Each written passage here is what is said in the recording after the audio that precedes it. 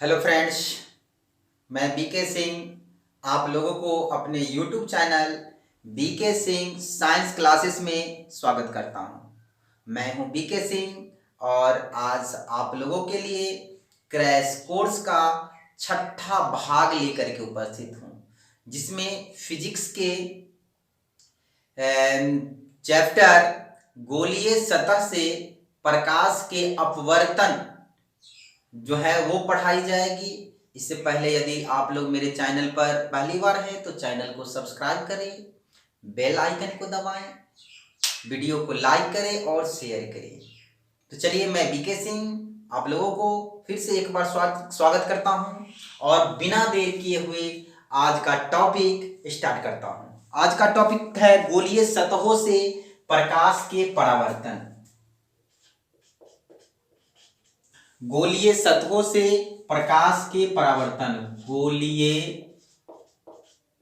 सतहों से प्रकाश के अपवर्तन। परावर्तन नहीं, अपवर्तन। तो गोलीय सतह में प्रकाश का अपवर्तन दो प्रकार से हो सकता है। या आपको क्वेश्चन पूछता है, ऐसे भी पूछता है, ये बहुत ही VVI क्वेश्चन है, बहुत ही VVI, परीक्षा में आने की 100% गारंटी है। लेकिन आप यहां पर ध्यान देंगे, यह दो प्रकार से इसे हम सिद्ध कर सकते हैं। या क्वेश्चन पूछता है गोलीय सतहों के लिए सिद्ध करें या गोलीय सतहों के लिए सिद्ध करें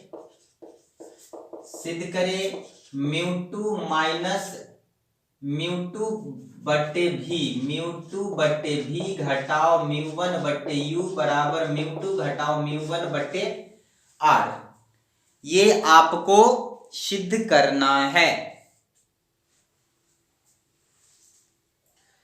तो आपको ये दो प्रकार से आप सिद्ध कर सकते हैं, एक उत्तल सतह में भी सिद्ध कर सकते हैं और एक अवतल सतह में भी सिद्ध कर सकते हैं। तो चलिए हम पहले अवतल सतह में सिद्ध करेंगे। ये आपका क्वेश्चन रहेगा, आप दोनों में से कोई में सिद्ध कर सकते हैं। तो ये अवतल सतह के लिए, चलिए अवतल सतह के लिए, इसके बाद फिर उत्तल सतह के लिए सिद्ध करेंगे। आप दोनों में से एक ही बनाना है। तो पहले समझेंगे कि अवतल सतह में इसका डायग्राम बनाएंगे। कैसे डायग्राम बनाएंगे आपको हम बताते हैं। एक अवतल सतह है, यहां पर एक अवतल सतह बनाते हैं।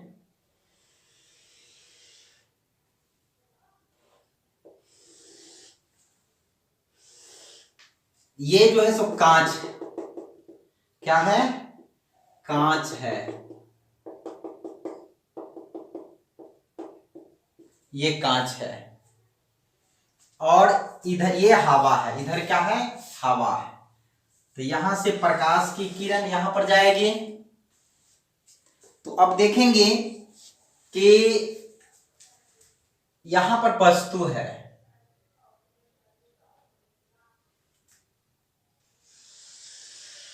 यहां पर वस्तु है। ओ मीन्स होता है ऑब्जेक्ट। ओ मीन्स क्या होगा? ऑब्जेक्ट। और ये है सो एक क्या है? ये विरल माध्यम है। ये है विरल माध्यम। विरल माध्यम है हवा। ये क्या है? सघन माध्यम। सघन माध्यम है। ये क्या है? कांच। इसका अपवर्तनांक म्यू1 और इसका अपवर्तनांक हो गया म्यू2। अब बताइए कि विरल माध्यम से जब प्रकाश की किरण सघन माध्यम में जाएगा तो वह क्या हो जाएगा? अभिलंब की ओर झुक जाएगा। पीछे हम पढ़ चुके हैं। और जब प्रकाश की किरण सघन माध्यम से विरल माध्यम में जाएगा तो वह अभिलंब से दूर हटेगा। तो यहां पर अगर मान लिया जाए कि इसको हम अभिलंब दे देते, यहां पर अभिलंब दे देते हैं,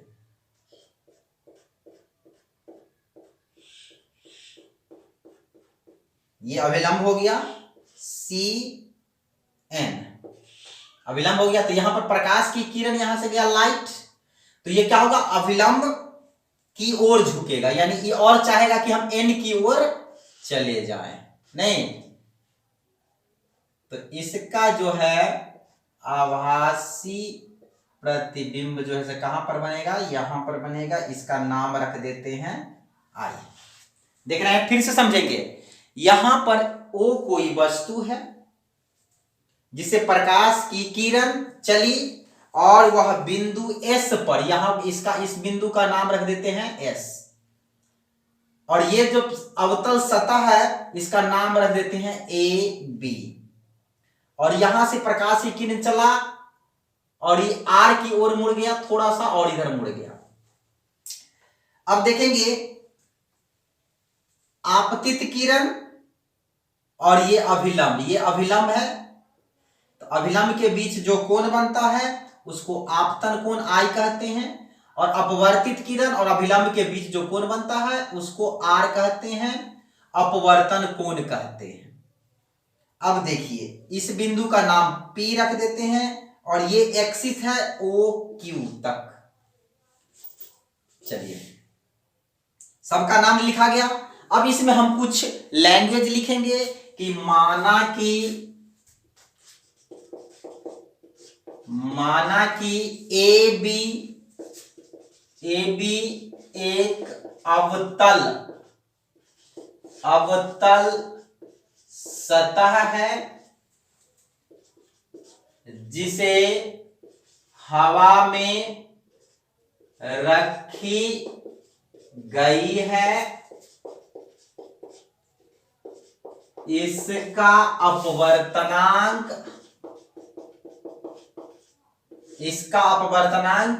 μ2 है। किसका, ये सतह का। जब प्रकाश की किरण अपवर्तनांक μ2 है जिससे P दूरी पर कोई वस्तु रखी गई है। यहां पर लिखेंगे बिंदु P से U दूरी पर, यहां से वस्तु की दूरी क्या हो गया, U दूरी पर O कोई वस्तु रखी गई है जो बिंदु जिससे प्रकाश की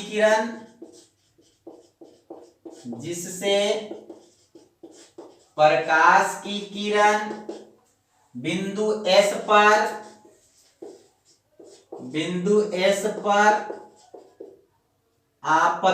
अपवर्तित होती है।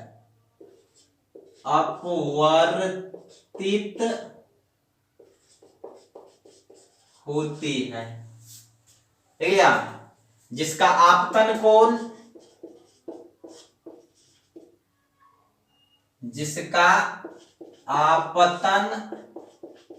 आपतन कोण क्या हो गया, देखो OSC, कोण OSC बराबर कोण I तथा अपवर्तन कोण क्या हो गया, NSR, कोण NSR बराबर कोण R, यानी ये आपतन कोण हो गया, एक अपवर्तन कोण हो गया।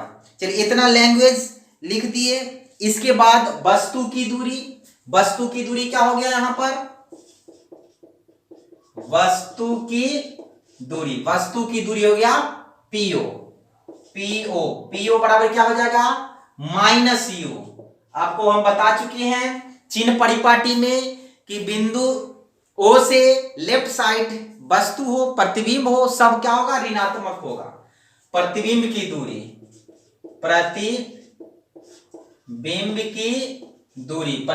दूरी का क्या हो गया, PI, ये हो गया प्रतिबिंब की दूरी, इसको V कहते हैं, प्रतिबिंब की दूरी हो गया PI बराबर हो गया -V। PC यह हो गया वक्रता त्रिज्या। ये क्या हो गया? वक्रता त्रिज्या। ये हो गया PC बराबर क्या हो गया? ए भी हो गया -r। तो ये हम सब देख लिए। अब देखिए इसे हम सिद्ध करने के लिए क्या किए हैं, यहां पर माना गया है, माना गया क्या, यहां पर कोण बन रहा है ना, तो इस कोण को मान लिए हैं अल्फा, यानी माना गया है कोण SCP, कोण SCP बराबर अल्फा, कोण SIP, कोण SIP बराबर बीटा, कोण SOP, कोण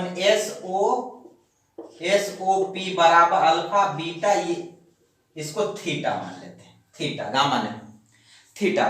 तो ये चीज हम मान लिए हैं। इसके बाद आप इतना उतारिए, उसके बाद जो है हम तुरंत इसको सिद्ध करते हैं, इधर मिटाना पड़ेगा, इसीलिए इसको आप स्क्रीनशॉट लीजिए या इसे आप उतारिए।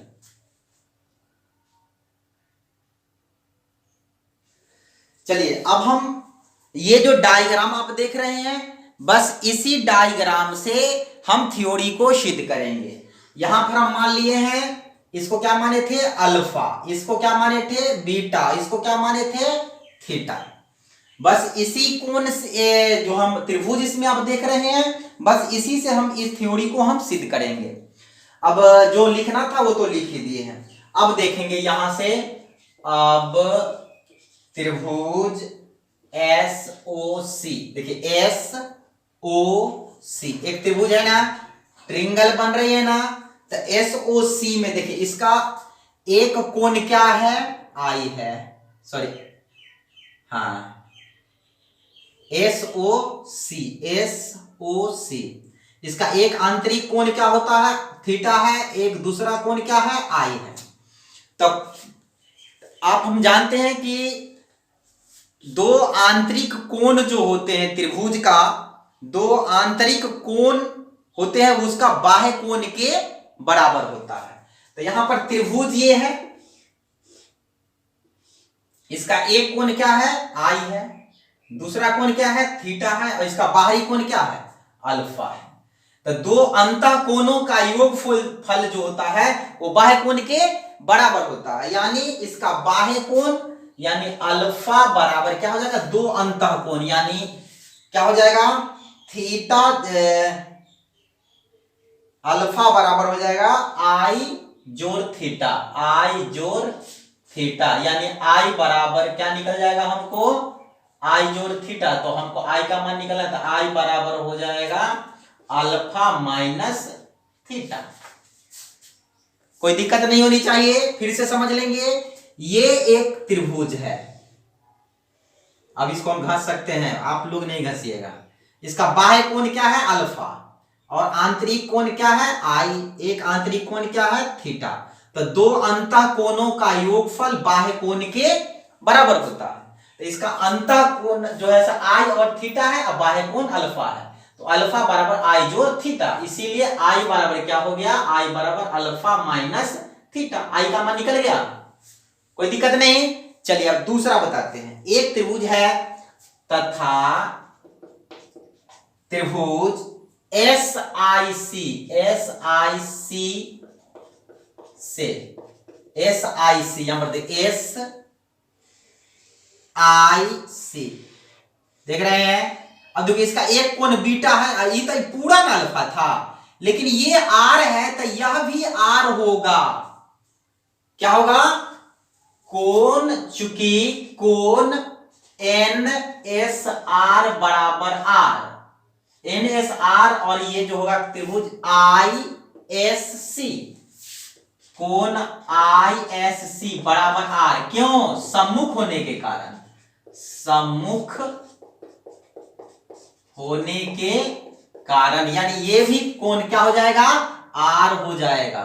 तो लिख सकते हैं इसका भी एक अंतः कोण क्या हो गया, यानी बाह्य कोण अल्फा बराबर क्या हो जाएगा? R जोड़ बीटा, यानी R बराबर हो गया अल्फा माइनस बीटा, यानी I का मान निकल गया, R का मान निकल गया। बस I और R निकल गया, तो स्नेल के नियम लगाएंगे। या प्रकाश के अपवर्तन के नियम लगाएंगे। स्नेल के नियम से, स्नेल के नियम μ1 sin I बराबर μ2 sin R, या आप ये भी प्रकाश के अपवर्तन के नियम लगा सकते हैं। μ1 sin θ1 बराबर μ2 sin θ2, यानी θ1 इसको I और θ2 जो हो गया सो R हो गया। तो ये इसको लिख सकते हैं। एक मिनट, इसको थोड़ा मिटा देते हैं। अब देखिए μ1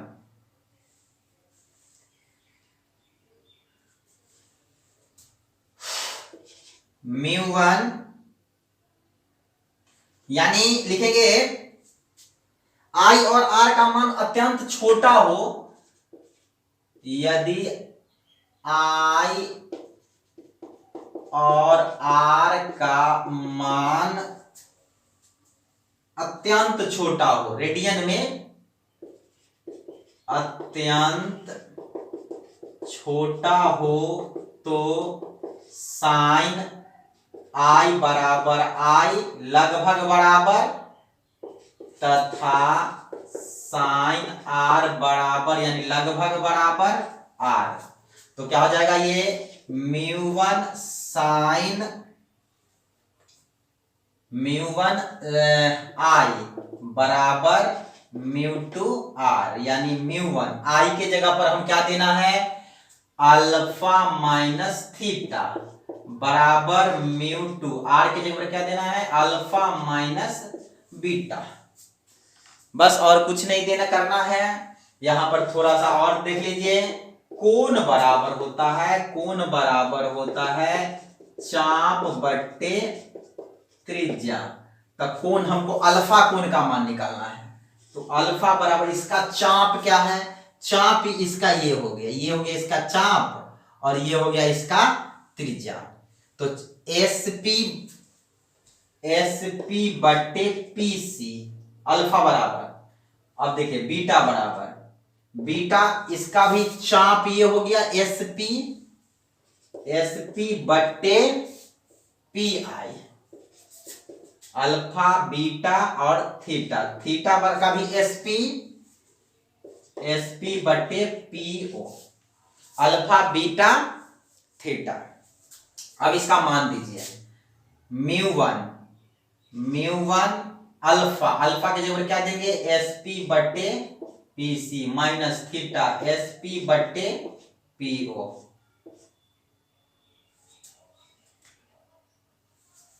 ठीक है, अब देखेंगे बराबर μ2 अल्फा के जगह पर एसपी बट्टे पीसी माइनस बीटा एसपी बट्टे पीआई दे दिए। कोई दिक्कत नहीं, इसमें से जो कॉमन है मिल रहा है उसको निकालिए। तो μ1 इसमें निकालेंगे एसपी, इसमें क्या होगा 1/पीसी घटाओ 1/पीओ बराबर μ2 एसपी 1/पीसी घटाओ 1/पीआई। निकाल दिए, ये एसपी से ये एसपी कट। अब इसको अथी कीजिए, ये हो जाएगा μ1 पीसी, पीसी के जगह पर कितना देंगे, यहां पर देख लेंगे पीसी एसपी, पीसी का मान वहां पर देख लेंगे कि पीसी बराबर जो है वह है -R, पी आई बराबर है -V और पीओ बराबर है -U। देख लिए। अब देखिए P1/PC, पीसी के जगह -R -1, इसको भी म्यू से गुना करेंगे तो ये हो जाएगा μ1/PO यानी -U बराबर μ2/PC -R μ2/PI, PI के जगह पर देंगे -V। बस इसमें देख लीजिए कि करना क्या है, I और R का मान निकालना। इसको लिख सकते हैं ये -μ1/R minus minus plus μ1/U बराबर -μ2/R प्लस म्यू2 बटे भी। अब देखिए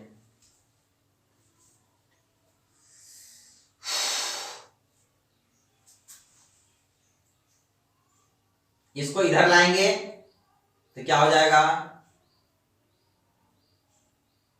माइनस म्यू1 बटे आर।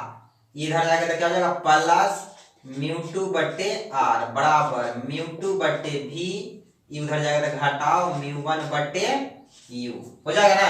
अब देखिए ये माइनस है तो इसको इधर और इसको इधर कर देंगे, उससे कोई फर्क नहीं पड़ेगा। यहाँ पर देखेंगे ये हो जाएगा म्यू2 अब बटे आर अब माइनस म्यू1 बटे आर, लिख दिए बस, माइनस में ही है म्यू1 बटे आर बराबर म्यू2 बटे भी घटाओ म्यू1 बटे यू। दोनों को एलसीएम लेंगे तो क्या हो जाएगा, आर हो जाएगा। तो ये क्या हो जाएगा, म्यू2 घटाओ म्यू1 अब बराबर म्यू2 बटे भी घटाओ म्यू1 बटे यू। ये आपका थ्योरी सिद्ध हो गया, इसमें कहीं भी प्रॉब्लम नहीं होना चाहिए। आप लोग को फिर से ये हम बता देते हैं, फिर से समझा देते हैं। माना कि ए बी एक अवतल सतह है जो एक दूसरे माध्यम को अलग करते हैं। इधर है इसका अपवर्तनांक, ये सघन माध्यम है, इसका अपवर्तनांक म्यू2, ये विरल माध्यम, इसका अपवर्तनांक म्यू1, और ये एक्सिस है। यहाँ बिंदु P से U दूरी पर एक वस्तु रखी गई है O, और O से जब प्रकाश की किरण निकलती है तो ये S पर थोड़ा सा अभिलंब की ओर क्या होती है, झुक जाती है। तो थोड़ा सा अभिलंब की ओर झुकेगा तो इसका आभासी प्रतिबिंब जो है I पर बन जाएगा, ठीक ना। अब देखिए आभासी प्रतिबिंब बन गया, और ये जो हो गया सो क्या हो गया, NC जो हो गया सो क्या है, अभिलंब हो गया। तो आपतित किरण अभिलंब के बीच जो कोण बनेगा I, अपवर्तित किरण और अभिलंब के बीच जो कोण बनेगा वो हो गया R। आई बात समझ में, चलिए अब देखिए ये NSR और ये कोण बनेगा ISC। ये दोनों सम्मुख होने के कारण ए भी आर तो ए भी आर दोनों बराबर होगा। अब देखिए एक त्रिभुज एक बार लेते हैं कि त्रिभुज OSI, इसका एक अंतःकोण थीटा, दूसरा अंतःकोण है आई। तो आई और थीटा को अगर जोड़ते हैं तो उसका बाह्य कोण के बराबर होना चाहिए। रूल है गणित का कि दो अंतःकोणों का योगफल बाह्य कोण के बराबर होता है। तो इसका अंतःकोण थीटा और प्लस आई, यानी थीटा प्लस आई बराबर अल्फा, कर बाह्य कोण अल्फा है। तो हमको आई का मान निकालना है, तो आई बराबर अल्फा माइनस थीटा, ये उधर जाएगा तो हो जाएगा। दूसरा कोण है, दूसरा त्रिभुज है SIC, इसका एक अंतःकोण बीटा, दूसरा अंतःकोण आर। तो बीटा और आर के जोड़ेंगे तो अल्फा के बराबर होनी चाहिए। तो बीटा जोड़ आर बराबर अल्फा, यानी आर बराबर अल्फा माइनस बीटा। तो स्नेल के नियम हम जानते हैं, म्यू1 साइन आई बराबर म्यू2 साइन आर। या प्रकाश का अपवर्तन के भी नियम ये भी है, जो क्रांति कोण के लिए ये हम बताए थे इस पर। तो आई और आर का मान अत्यंत छोटा होगा रेडियन में, तो साइन आई जो हो गया आई के बराबर, और साइन आर जो हो गया सो आर के बराबर हो गया। तो म्यू1 आई बराबर म्यू2 आर। तो आई के जगह पर क्या हो गया, अल्फा माइनस थीटा, अब और आर के जगह पर अल्फा माइनस बीटा। अब एक और बात ध्यान, अल्फा ये कोण है, तो अल्फा जो होता है कोण बराबर होता है चाप बटे त्रिज्या। तो इसका चाप क्या है, यानी कोण अल्फा का चाप क्या है, SP, ये हो गया चाप, ये हो गया त्रिज्या, ये भी त्रिज्या है। ये भी R और ये भी R ही होगा, यहां से C से S के मान R ही होगा। अब देखिए तो ये क्या हो गया, चाप बटे त्रिज्या, यानी SP बटे PC। अब देखिए दूसरा है बीटा, तो बीटा का चाप भी क्या हो गया SP, और एक त्रिज्या क्या हो गया PI, SP बटे PI। और तीसरा कोण है थीटा बराबर क्या हो गया SP बटे PO। ये अल्फा बीटा थीटा का मान निकाल लिए। अब इसमें क्या किए, इसका मान दिए हैं, और PC PI और PO का मान दिए हैं, और कुछ नहीं किए हैं। बस इसका थ्योरी सिद्ध है। यह बहुत ही इंपॉर्टेंट थ्योरी है, इसे आप उतार लीजिए।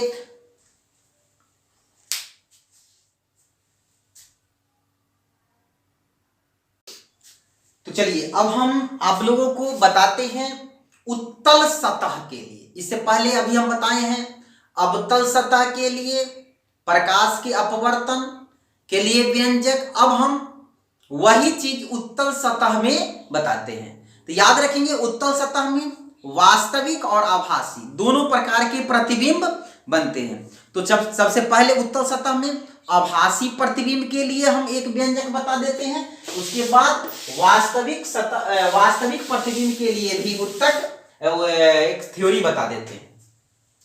तो वो अवतल सतह के लिए था, अब है उत्तल सतह के लिए। दोनों में से एक ही लिखना है। उत्तल सतह के लिए प्रकाश के अपवर्तन की व्याख्या। तो पहले उत्तल सतह बनाएंगे, इसमें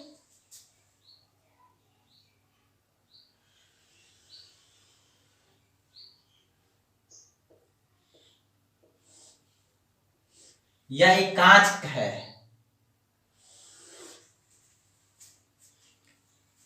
इस ये ए बी कांच है, इसका बिंदु P है, यहां पर कोई प्रकाश की किरण है, वस्तु रखी गई है O, वस्तु की दूरी U। अब देखिए यहां पर इसका सेंटर है C, यानी वक्रता त्रिज्या इसका राइट साइड है R। तो अभिलंब तो वक्रता त्रिज्या पर ही डाली जाती है ना। अब देखिए या ये क्या है, विरल माध्यम है, ये है विरल माध्यम, हवा है विरल, और ये कांच है, ये क्या हो गया, सघन माध्यम। इसका अपवर्तनांक μ1, इसका अपवर्तनांक हो गया μ2। अब बताइए ये अभिलंब है, इसका नाम SN। तो यह अभिलंब की ओर झुकेगा, प्रकाश की किरण यह जाएगा तो क्या होगा, अभिलंब की ओर चाहेगा कि झुक जाए। तो इसका आभासी प्रतिबिंब जो है बहुत दूर चला गया ना, चलिए कोई दिक्कत नहीं, यहां पर बन गया I पर, और ये हो गया इसका अभिलंब, ये बिंदु का नाम S, कोई दिक्कत नहीं, और ये इधर की ओर लौट गया T है। तो ये हो गया इसका प्रतिबिंब, यानी प्रतिबिंब की दूरी को हम कौन सी से मापते हैं, V से मापते हैं।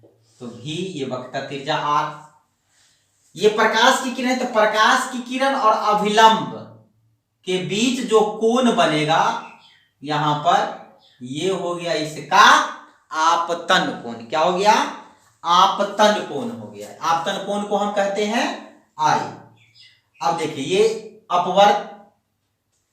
अपवर्तित प्रकाश की किरण है, तो अपवर्तित प्रकाश की किरण और अभिलंब के बीच जो कोण बनेगा वो हो गया R, अपवर्तन कोण।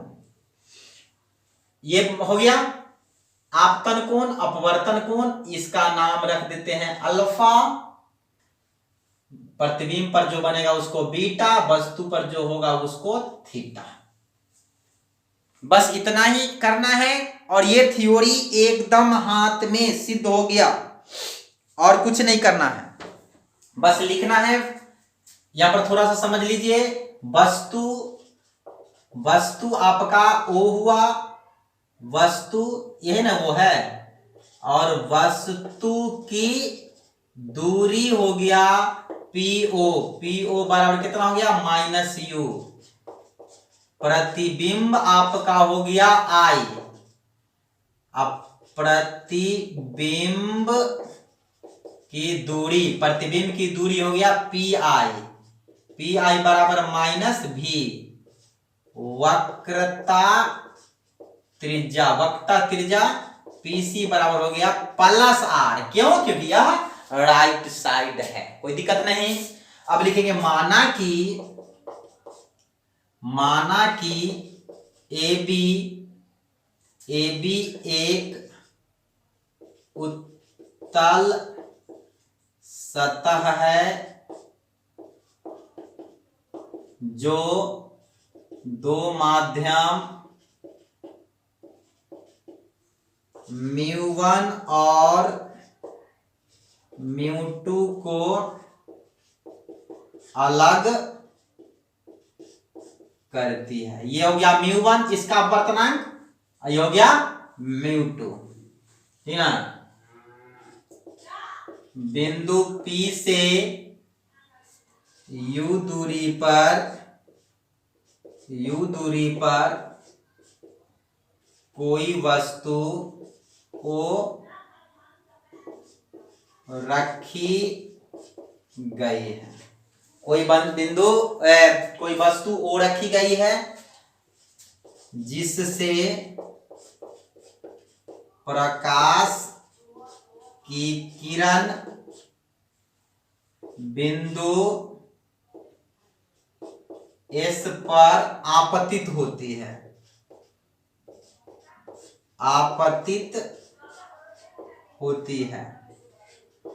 और T की ओर मुड़ जाती है। देखिए यहां से गया, आपतित हुआ और T की ओर क्या हो गया, मुड़ गया, जहां NC अभिलंब है, ये क्या है, अभिलंब। तो आपतन कोण क्या हो गया, आपतन कोण हो गया OSN, कोण OSN बराबर कोण I, और अपवर्तन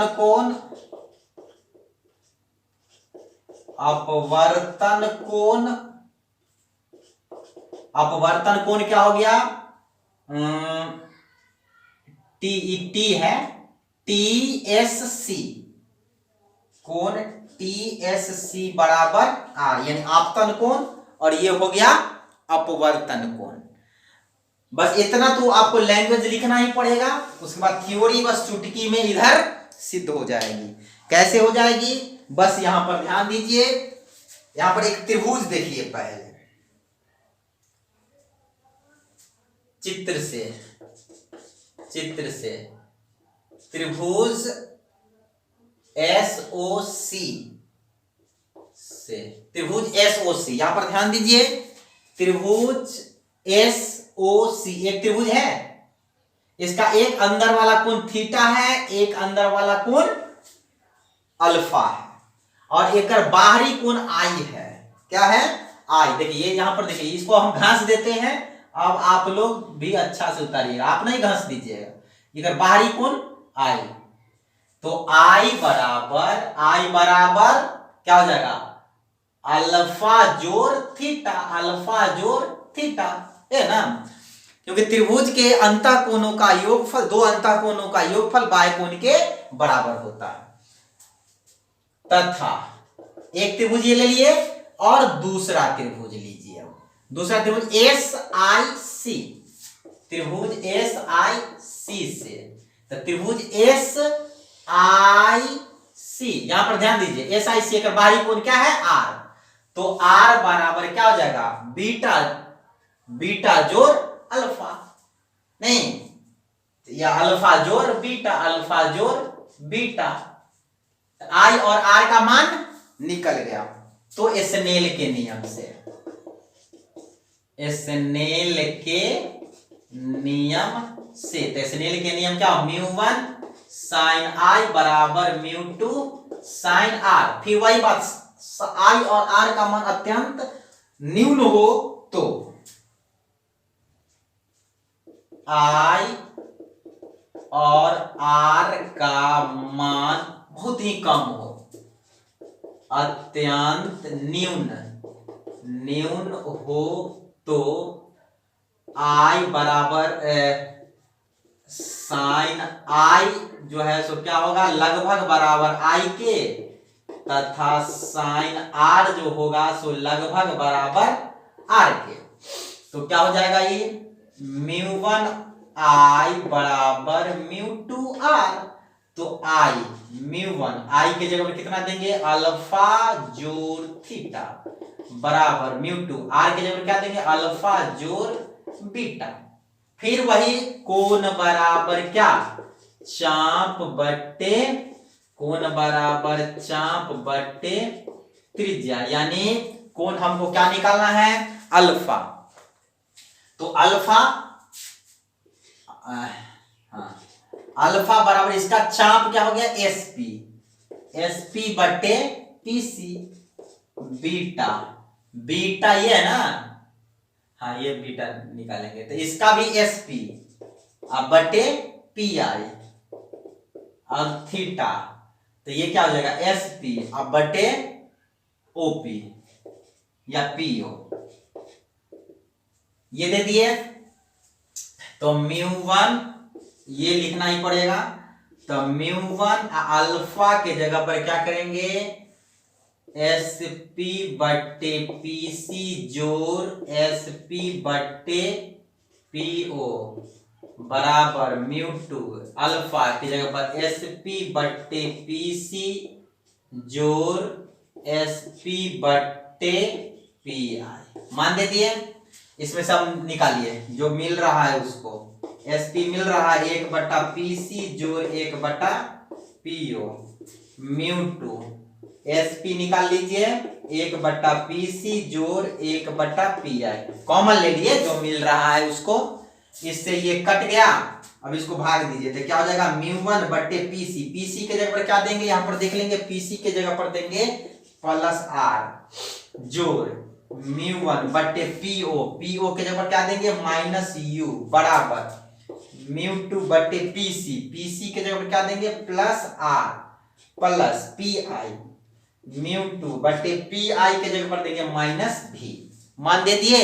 अरे थ्योरी सिद्ध हो गया, देखिए यहाँ पर μ2 बटे माइनस यू इधर है ना, माइनस में आएगा तो इधर आ जाएगा तो क्या हो जाएगा प्लस में, μ1 बटे भी बराबर ये क्या हो जाएगा μ2 बटे आर, ये प्लस में है इधर जाएगा तो क्या हो जाएगा माइनस में, यानी μ1 बटे आर, ये माइनस में है ना इधर जाएगा तो क्या हो जाएगा प्लस में, यानी μ1 बटे भी घटाओ μ2 बटे यू बराबर, दोनों का एलसीएम ले लीजिए आर, ये क्या हो जाएगा μ2 घटा μ1, प्रूव हो गया। तो ये हम आपको दोनों में प्रूफ कर दिए। आपको परीक्षा में गोलीय सतह में पूछी जाती है तो दोनों में से आप एक में लिख सकते हैं।